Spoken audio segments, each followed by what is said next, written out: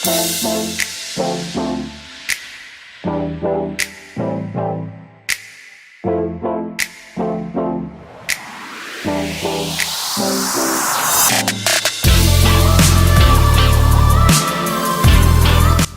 so good afternoon. So dito tayo ngayon sa Quezon City, sa may Don Antonio.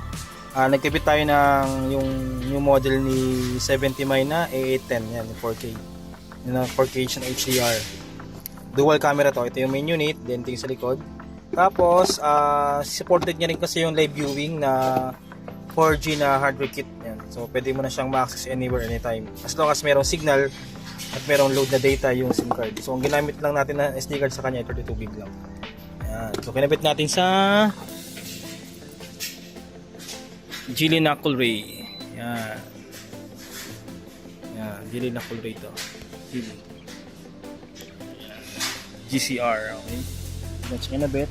So 2 weeks old pa lang daw to, sabi ni sir. So pwede ko muna sa inyo sa likod. Ito yung likod na camera. Yan. Okay, so hindi mo na ni sir pinalagay yung sticker. Kasi mag-apply daw siya ng tint. Yan. Yan, hindi natin kinabit. Same with sa unahan. Sa unahan, ito. Yan, ito na yung main unit natin. Yan.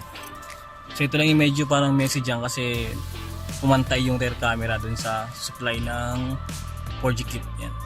Dapat to mics ito. Ito ibaba ng konti. I-modify dapat ni 70 ito. Yan, so ito yung labas na wire niya dyan. Yan, naka-cable tie siya organized. So ang mounting niya ay likod ng rear view mirror. Yan. Okay, so siya rear view mirror. Ito naman yung ating 4G kit. Yan. So ngayon naka-green siya, means online to. Then ito nilalagay ng SIM card sa ibabaw. Yan. Installation tayo. So naka-hardware 4G kit tayo. So means ang supply sa fuse box. Yan. Kaya mapansin niyo, hindi ating ginamit yung cigarette port ni sir. Yan, naka-experience. Ating ginamit. So mas malinis yung wiring. Yan. Ang lumabas lang na wire dyan ay ito lang. Ayan, kasi hindi natin pwedeng taas gawa na meron siyang pasasalamin.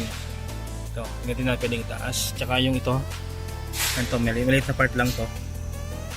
Ayan, lalabas talaga yan. Then yung sa likod na may wire, wala na. So, ayan yung setup natin sa Geely Knuckle Ray.